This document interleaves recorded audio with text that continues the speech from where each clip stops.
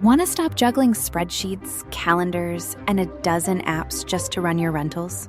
Lodgify makes it easy. It's an all-in-one toolkit for hosts. Build a direct booking website, automate guest messaging, and keep all your channels in sync. Running your rental business your way has never been simpler. And for Good Morning Hospitality listeners, you can get 20% off any yearly plan with code GMH20. Just check the link in the show notes to get started today. Welcome to Good Morning Hospitality, your one-stop shop for the latest news, noteworthy trends, and thought-provoking discussions across the industry.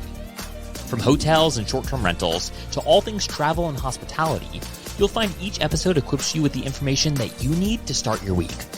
Join us on Good Morning Hospitality every Monday, wherever you get your podcasts.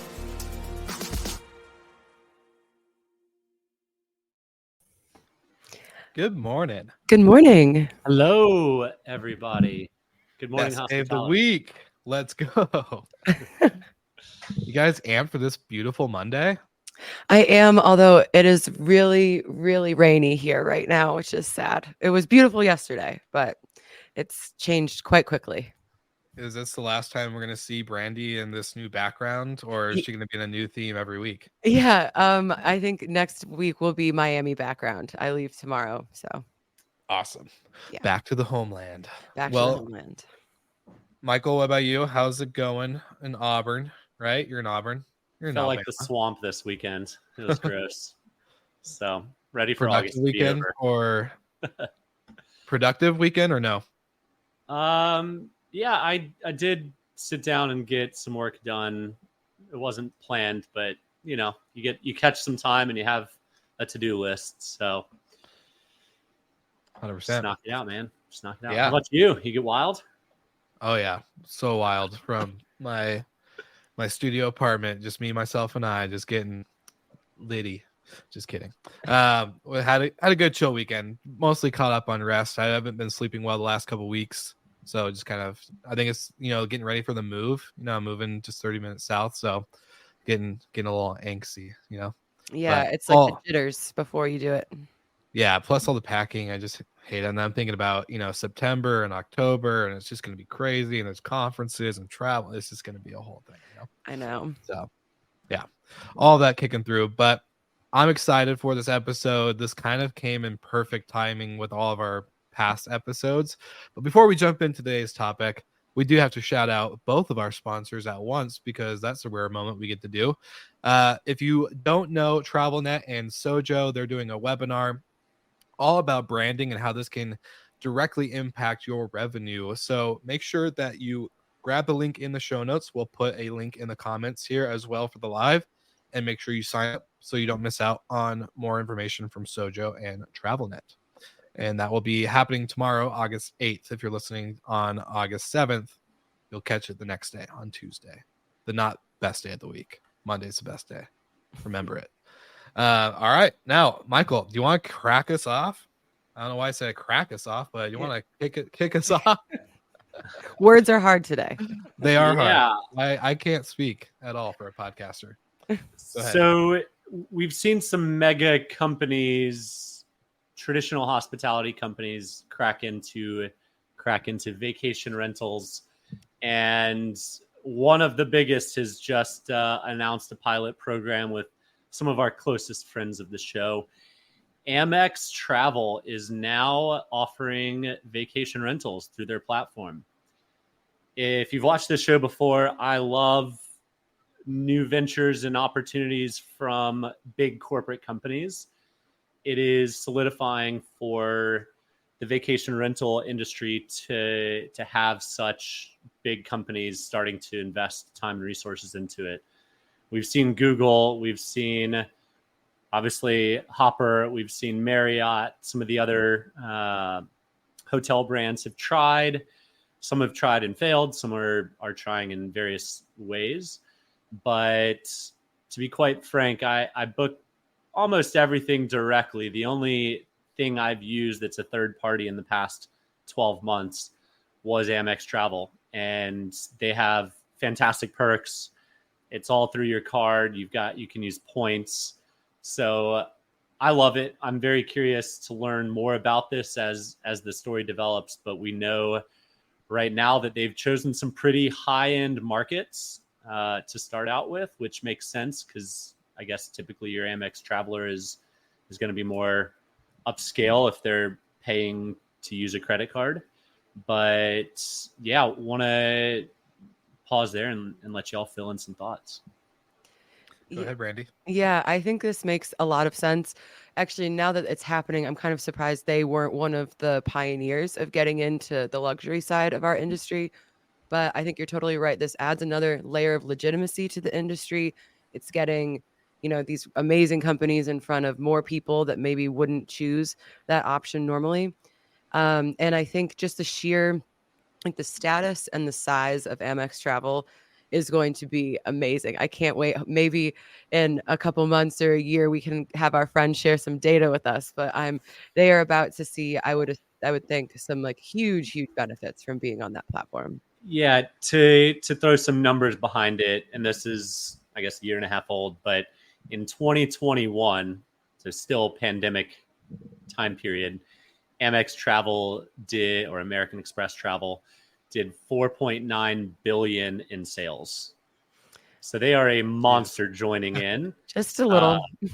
The fact that, to your point, Brandy, the fact that they haven't touched vacation rentals before is a little fascinating, but they pretty much have every hotel that you would want in cities, especially. I've only used them in cities, but I'm excited to bring castles onto their platform soon. Yeah. If anybody's Castles listening next. from Amex today, my name's Michael. You can reach out to me directly. But we'd love to learn more about this program as well. So you don't want to violate any of our close friends' NDAs by any stretch of the imagination, but it is an exciting time for the industry. It should drive more revenue. It's more competition for the OTAs. It's more diversity, which is what property managers want and need. So hopefully it works and delivers, unlike some other companies we've covered on this show before. I was just going to say, man, it's perfect timing, just like a credit card company, to see one of their competitors be a little weak, go through a little bit of a public breakup, aka Hopper and Expedia. And when that happened, it's honestly perfect timing. I know they could have gotten into the vacation rental game sooner, but I think this is perfect. After the demise of Hopper and Expedia, plus now this huge opportunity. And I love how they went about it. They went directly to the operator, just like Marriott Homes and Villas did. I think that's the best way to obviously build the relationship rather than going through a third party. So I'm excited. This is perfect timing. It couldn't have gotten any, better for the drama that's been happening. For our news cycle. Yeah, for our news cycle, to be honest. Like, this was perfect. It was like, yes, you made this Monday morning so easy because it obviously ties into everything else. But yeah, I think this is going to be great. I'm a big fan, and I can't wait for Amex to be a sponsor one day too. They're going to really come in and just bring some of this knowledge and level to the show. Call your shots, Will. Call your shots. Yeah. I'm manifesting it right now. Yeah, I think that's where, that's kind of a natural segue into the comparison between this program and Homes and Villas. Because when Homes and Villas started off, we were kind of, I don't know how early we were, but pretty early on. And the due diligence process was very, very thorough. The requirements were very intense. And we were like, this is just an OTA. Like, why am I getting cybersecurity insurance? But then over time, their goal was to have more and more products on the platform. So you can't do a site visit to every single unit.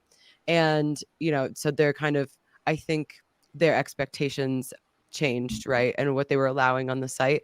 And I'll be curious. I have to imagine that Amex is going to be a little bit more strict. Just looking at the companies. You don't think so, Michael? I would think so.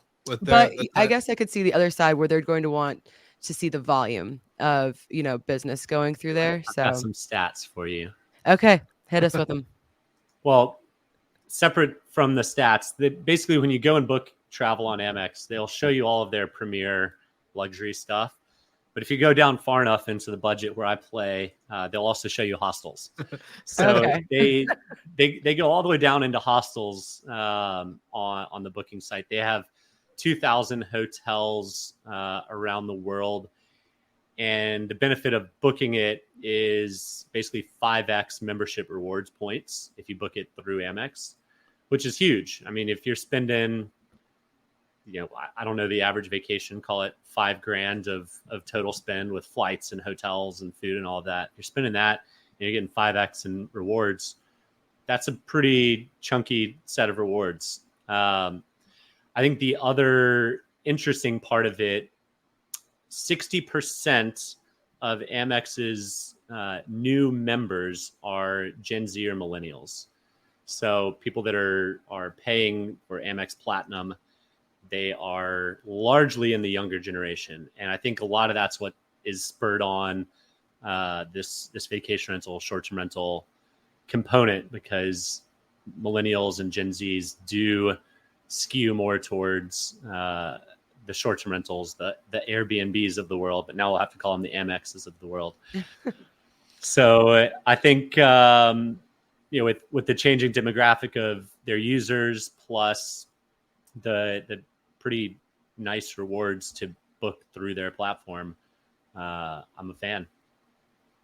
Yeah, and I think we'll see kind of this test pilot group of 12, and I'll be curious to see when they start ramping up their options and how I can get Romy on there I was as just fast gonna as say, possible. I was like, hey, Brandy, why didn't we see your Romy on that list? You know what I'm saying? You know what I'm saying? Well, I mean, we can talking about like the kind of distribution component. They're obviously doing this directly with a PMS, and so that's, I think that is the holdup with a lot of this stuff, is like just like the technical part of being integrated with as many PMS as possible. So, and it strikes me as that they're not going with using another channel manager like Rentals United, but that will be a faster way for them to get more inventory. Yeah, I think it's probably controlled between now and the end of the year. Honestly, the timing of launching it's a little suspect to me as well, right after peak season summer. So they probably want to get 6 months of trial and error under their belts. Some of the markets they've picked, like Park City, it's starting to book for the winter, I would imagine. But smart not to jump in the deep end with lots of properties all over with loads of integrations. So I do think they'll probably follow the Marriott footprint of start hyper-focused and then expand that out to the more broader market.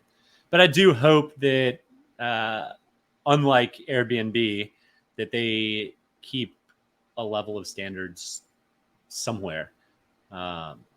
So it's hard with that because, obviously they want to grow their inventory, and there's just like you can stay at a hotel that leaves you wanting more, that obviously happens. And it could be room to room, just like, a clean got missed or something like that. So I think it's very hard to control the quality of the product. And you really, I guess, just have to have, based on reviews and things like that before it to like get people off of the platform if they're a bad operator.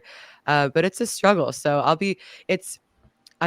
I don't know. I think that managing this kind of component is more taxing than some OTAs might realize.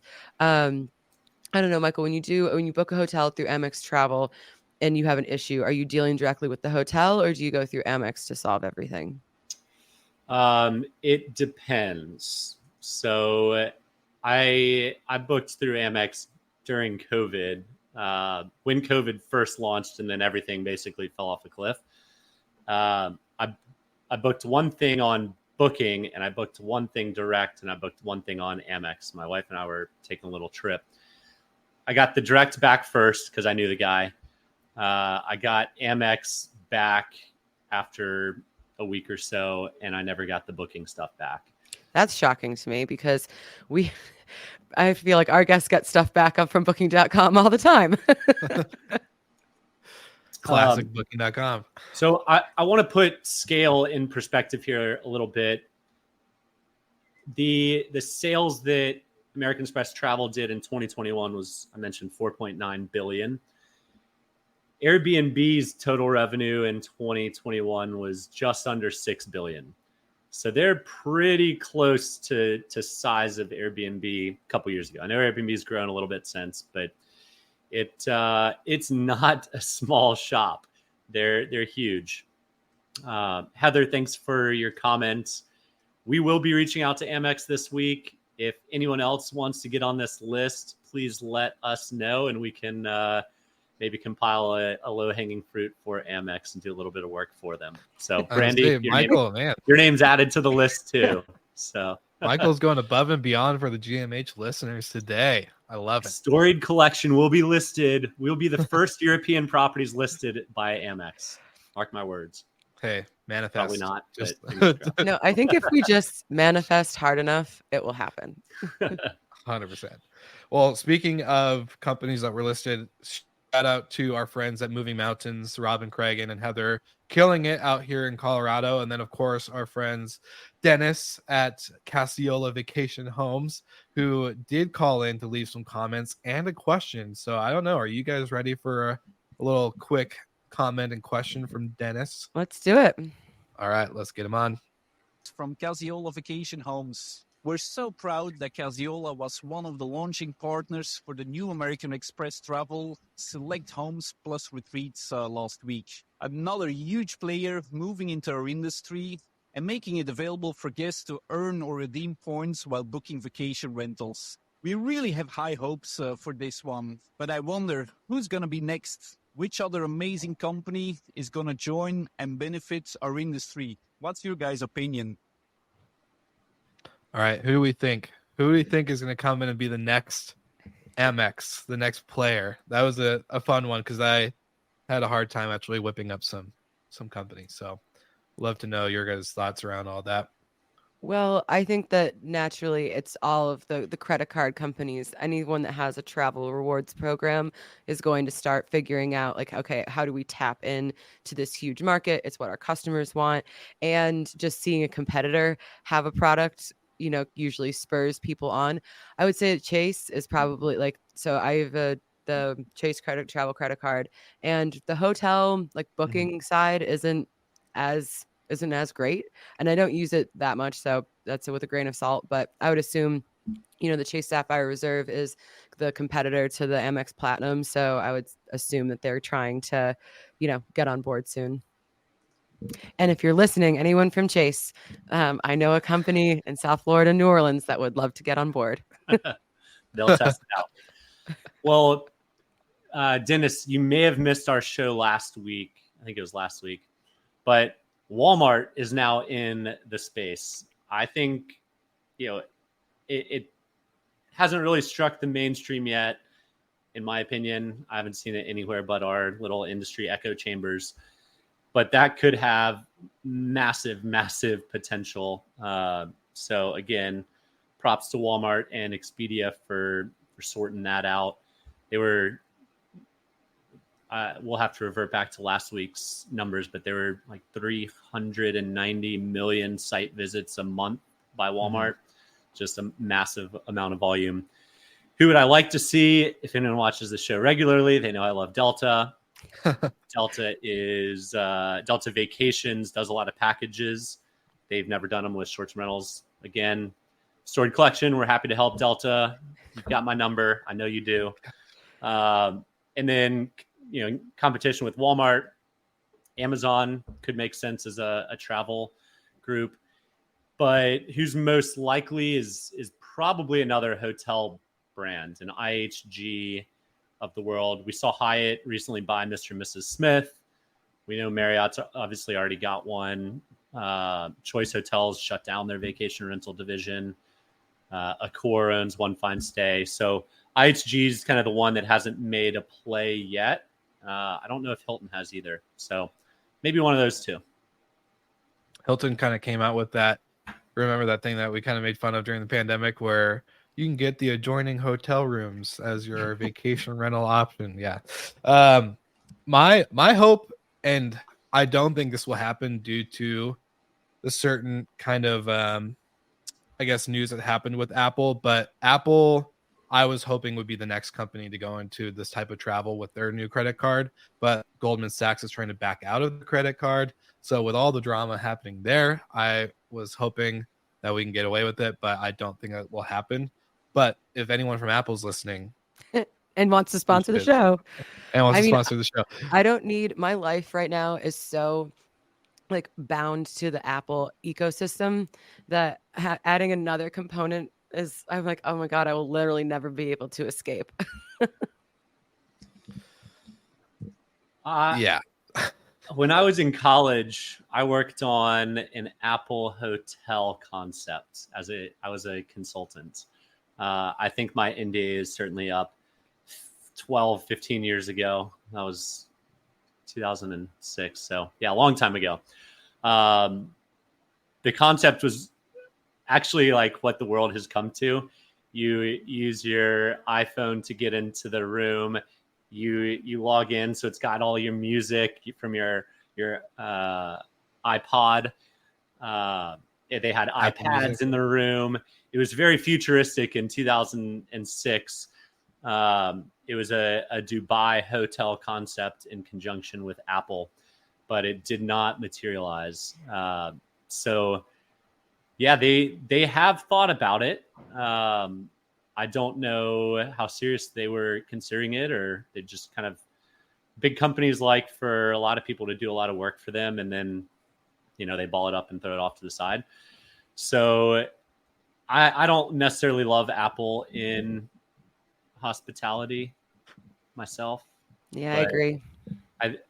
I like Walmart in hospitality better than I like Apple. Well, that's I use more Apple day to day than I use Walmart. So my thinking is if I have an All right, iPhone, Mr. an Bougie. iPad, and hey, I'm just being honest. I'm like, dude, everything on me is Apple. I don't do anything else. So thinking of their credit card, it was hopefully going to be a good program, but with Goldman Sachs trying to back out of all the banking stuff, it just is now.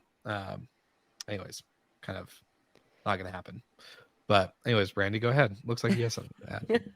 No, I think Heather commented about the people of Walmart travel. So if for those who don't know, there's a website, peopleofwalmart.com, and it's just like pictures of people doing ridiculous stuff or being ridiculous in Walmart. And I absolutely agree that there will become probably some sort of meme account based on this. If anyone has seen the Humans of Spirit Airlines, I think that is kind of adjacent to that. It'll be the Walmart version. But I think it's really, I mean, just because you're not using it all the time, Will, there are many, many people using Walmart. But I think that the real battle there is going to be with Amazon, because they're like the next kind of, I can't imagine Bezos is going to let this just slide away. There's, he needs to try to get into every industry before someone tries to break him up.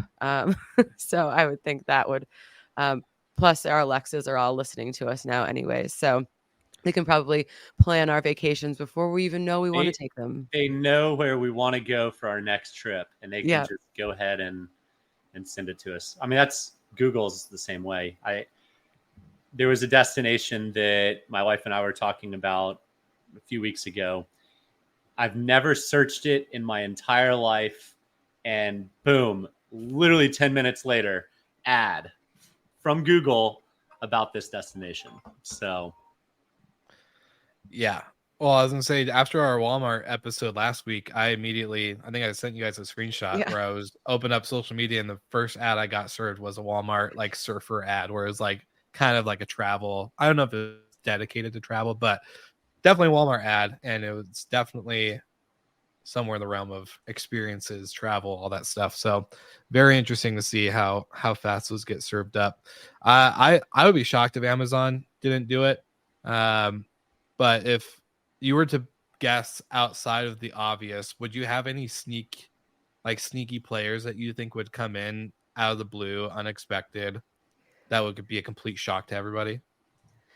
I don't think this is necessarily realistic, but maybe one of like the classic millennial companies that like Away Suitcase comes out with their, travel itinerary. I think that the problem is that it really does take a lot of infrastructure to build out these travel networks, and it's expensive. So I look at Hopper. They're really trying, and they have a lot of funding. They are aligned with a bank, and even they're struggling. So I think it's difficult for a niche left field player to come in and really make a difference, unless it is so niche that like they're successful simply because of that. Or it's a PR machine, right? The Right. thing that Airbnb has done so well is to brand everybody else's properties as theirs, and they are an absolute PR machine. Good, bad, ugly. They're in the news just about every week.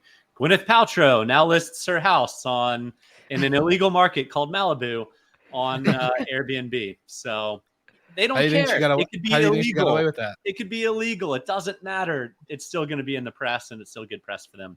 I saw in the comments that Hyatt is supposed to be live next month. And I also got a text from a friend in the connectivity world who confirms that. So interesting update. It wasn't one of the three I mentioned because Hyatt did just buy Mr. and Mrs. Smith. But we know Hyatt's been poking around in the space. They invested early days in One Fine Stay, and then basically traded with Accor. Accor took One Fine Stay, and Oasis Collections went from Accor to Hyatt. Yeah. Oasis fell apart, yada yada. They're back to some extent, but good to see another hotel brand jumping in. If the hardest thing to do is get a loyal traveler base that books through your platform, and if you have that, there's no reason you shouldn't try and expand upon that. So I like Hyatt. It's one of my favorite hotel brands personally. So I don't love, anytime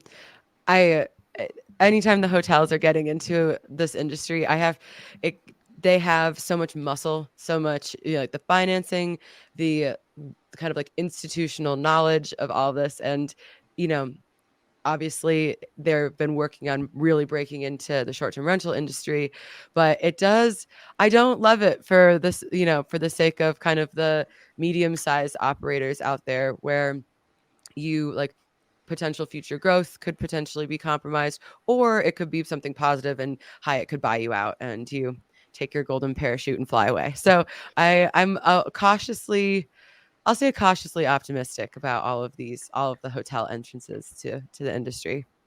I feel like that this whole travel program entrance, whether it's Hopper or Amex or anybody like that, I would think it is kind of good for the industry though, because like Michael said, this has to be not just for exposure, but I think for maybe those medium-sized operators that don't have the most set forth brand standards when it comes to turnover and amenities or furnishing, other stuff like that. I think this is good because then it can hopefully push more people towards standardization, at least on the operation side. Obviously, every property, whether it's a building or a single individual, single family home, they all have their quirks or individuality pieces. But hopefully, like a program like this I know it's pushed a lot of people for when Homes and Villas, Marriott program came out, pushed a lot of operators, especially in the smaller realm from under 10 units or 10 to maybe 20, where they had to up their game. And I think maybe that something like this could really help with bigger operators and smaller ones too. The thing that is and always has been missing in vacation rentals is a brand. Vacasa is not a household brand. Sonder is not a household brand, despite both of those being publicly traded. Hyatt is a household brand. Amex is a household brand. So is who's the other one we're talking about?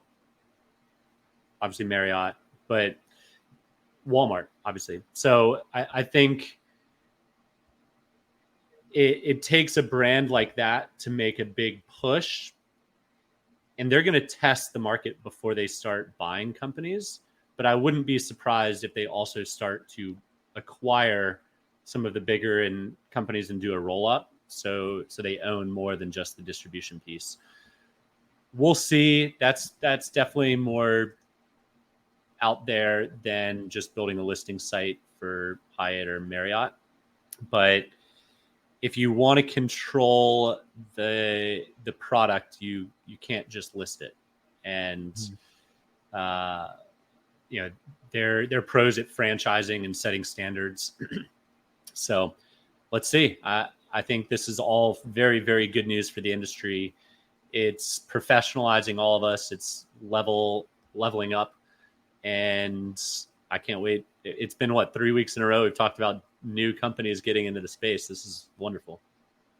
Yeah, it's Agreed. positive news. And then Heather quickly asked, I think, the definition of a medium-sized company. And I use this as a blanket term because it's kind of encompassing everyone in the middle of the bell curve, right? Like you have your kind of smaller mom and pop operators, maybe 5 to 20 units. And then you have the large operators like Sonder, Vacasa, who have, thousands and thousands of units.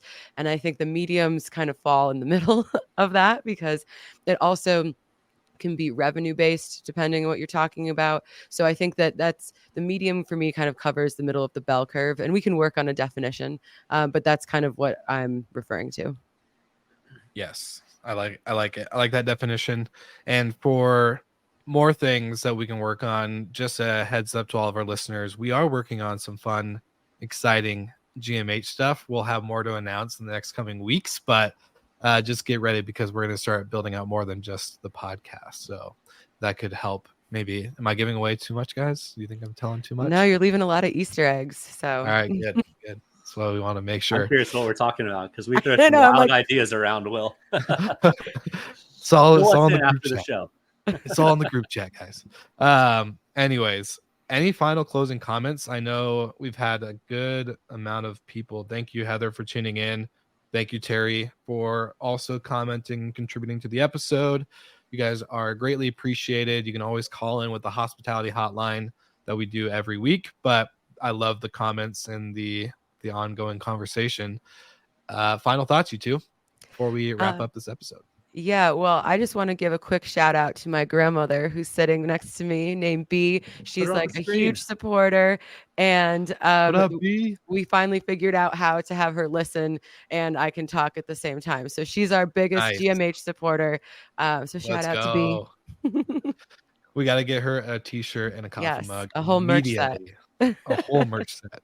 I love it. What about you, Michael? Any final closing thoughts? Just looking through the comments again, Terry White mentioned JetBlue. They've done a lot of investment in the space. They were investors in, I know, Transparent, and they sold, got an exit there. There are some other hotel players that poke around in the venture world. That's certainly one way to get exposure into the segment and kind of maybe bet on some horses and see what comes out. But I'm not sure JetBlue has the scale that any of the other companies we've mentioned to make a material impact at this point. They did just launch their first, I think, New York to London flight, which is great. Again, if anyone wants to stay in a castle, just let us know. But 3 shameless plugs in one episode. I've never done that. I was gonna say, does Romy and Story want to just sponsor the podcast? If that's, we could just do that instead. Yes. Make it easy. Yes. Just kidding. Cool. All right, guys. Well, thank you for all of our live listeners for tuning in. We're gonna be amping up our YouTube channel and a bunch of our social media stuff. So get ready to like and follow and subscribe to all those different places. Shout out to B for being our #1 listener and supporter. We love her for that. And as always, we'll see you guys again next week.